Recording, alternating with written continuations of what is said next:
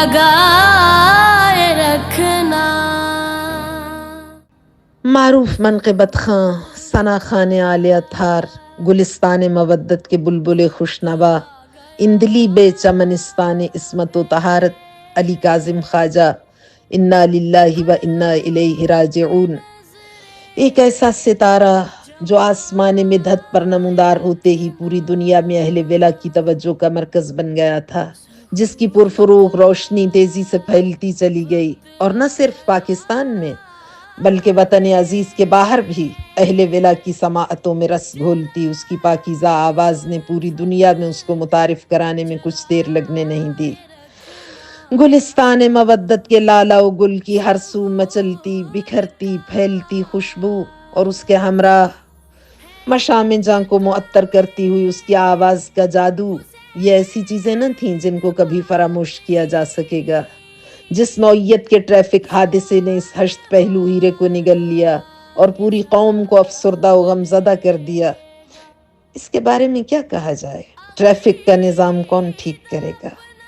Driving licence उसके इजरा में महारत और एहसास ज़िम्मेदारी की शराइत का लिहाज यकीनी बनाने के इक़दामात कौन करेगा, कब करेगा, कैसे होंगे? ऐसे मुआशरे में जहाँ जाली लाइसेंस रखने वाले हवाई जहाज़ उड़ा रहे हों, जहाँ जाली डिग्रियों पर तरक्की की मंजिलें तय करने वाले मुल्क व मिल्लत की तकदीर के मालिक बन बैठे हों और तबाही व बर्बादी की फसल काश्त करके उसे वतन अजीज़ के लिए खुशबख्ती और आबादी व सरफराजी का पेश खेमा करार दें और इन तमाम गुनाहों पर दाद तलब भी हों, जहाँ इलेक्शन के ड्रामे रचाकर बेदरेग मुल्की वसाइल को बर्बाद करके मुआशरे के धुतकारे हुए लोगों को फातिह करार देकर उन्हें मसनद इक़्तिदार पर जलवा अफरोज़ किया जाता हो, जहाँ अखलाकी अक़दार का जनाजा धूम से उठाया जाता हो और इस अमल से किसी के चेहरे पर शर्म व हया का कोई शाइबा तक दिखाई न दे, वहाँ अनाड़ी ड्राइवरों, वहाँ गैर जिम्मेदाराना ड्राइविंग के सद्देबाब के लिए इक़दाम कौन करेगा? नाहमवार गैर मेयारी टूटी फूटी सड़कों पर नाचती और कीमती जिंदगियों के चराग गुल करती मौत का नोटिस कौन लेगा? बहरहाल मुझे तो इस वक्त नीमा शाबान के रोज़े ईद सईद को रोज़े आज़ा में तब्दील करने वाले इस सानहे पर, इस कलक पर बहने वाले आंसुओं की रिमझिम में एक शुआए नूर दिखाई दे रही है।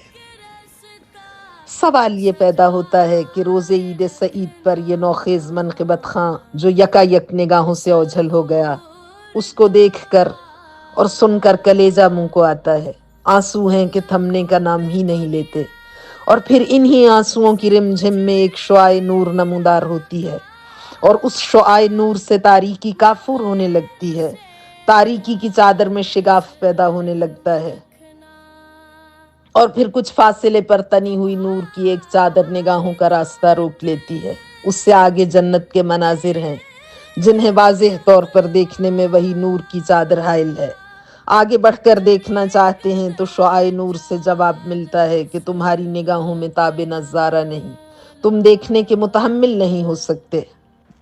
जन्नत के मनाजिर को आम आंख देख नहीं सकती, तुम असली और हकीकी सूरत में वहाँ की फिजाओं में घुली हुई आवाज़ों को भी नहीं सुन सकते। इन आवाज़ों पर एक गिलाफ है, उस गिलाफ से जब ये गुजर कर आती हैं तब तुम्हारी समाअत सुनने के काबिल होती है।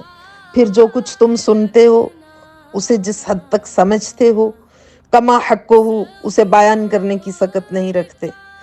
जन्नत की वादियाँ और उनके मनाजिर का जमाल वहाँ की फ़िज़ाओं और हवाओं में घुला हुआ है और हवाओं में माहौल की दिलकशी के रंग मौजूद हैं। उसके बारे में क्या कहा जा सकता है कि आंखें जिसको देखने की ताकत नहीं रखती, समाअतें सुनने की मुतहम्मिल नहीं होती और ज़बान बयान करने से आजिज़ व कासिर और निअमात का हकीकी फ़हम इदराक से मावरा है। बस तुम्हें तो ये दिखाना और ये बताना मकसूद था कि जिन अफराद को तुम देखकर फ़िक्रमंद हो वो लम्हों में कहाँ से कहाँ पहुँच जाते हैं। वो अफराद और उनके शब व रोज़ अगर तुम समझ जाओ तो फिर तुम यहाँ रह नहीं सकते। ये सुनकर हमारी बेकरारी और बढ़ जाती है।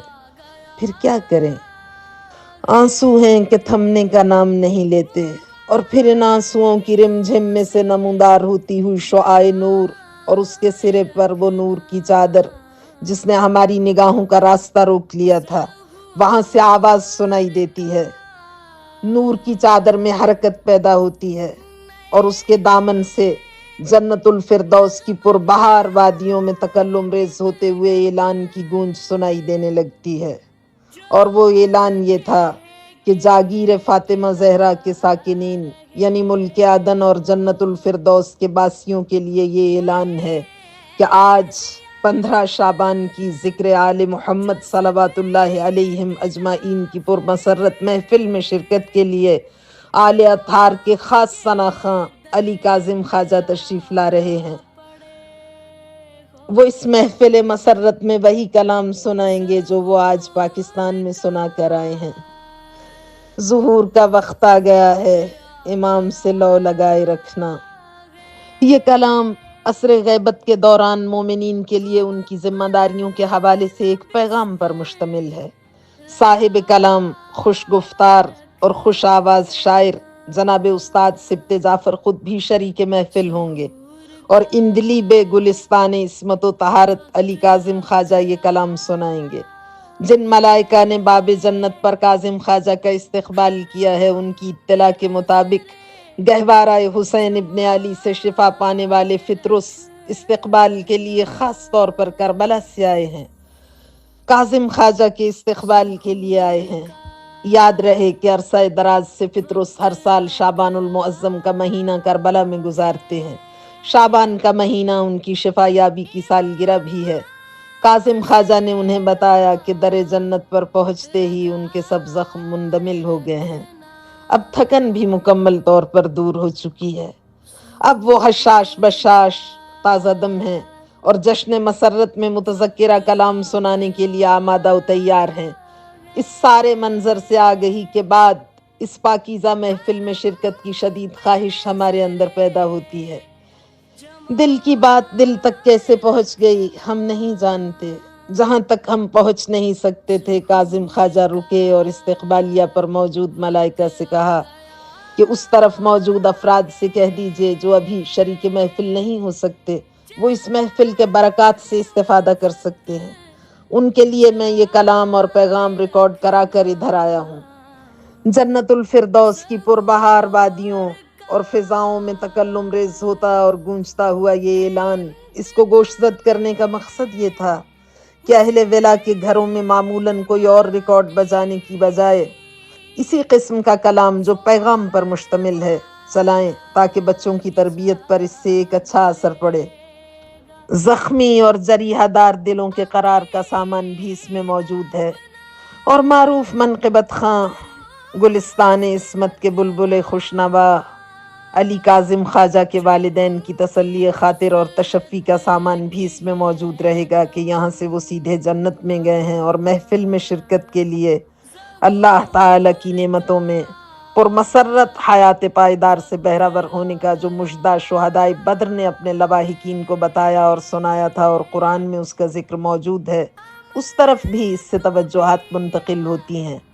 خداوند متعال ان داغ دیدہ والدین کو صبر جمیل عنایت فرمائے جنہیں جوان بیٹوں کے غم کا بوجھ اٹھانا پڑا، اور بیٹے بھی ایسے کہ چراغ لے کر بھی ڈھونڈو تو ان کی مثال نہ ملے۔ انہیں یقین رکھنا چاہیے کہ ان کا صبر اور ان کے یہ بے مثل اور کم نظیر فرزند اسی زندگی میں باعث بنیں گے کہ شب عاشور خیمہ امام حسین میں موجود اصحاب باوفا سے ان کے والدین کی ملاقات ہو، اور وہ اس ملاقات سے مفتخر ہوں اپنے صبر اور اپنے بچوں کے ذریعے سے۔ امام سے لو لگا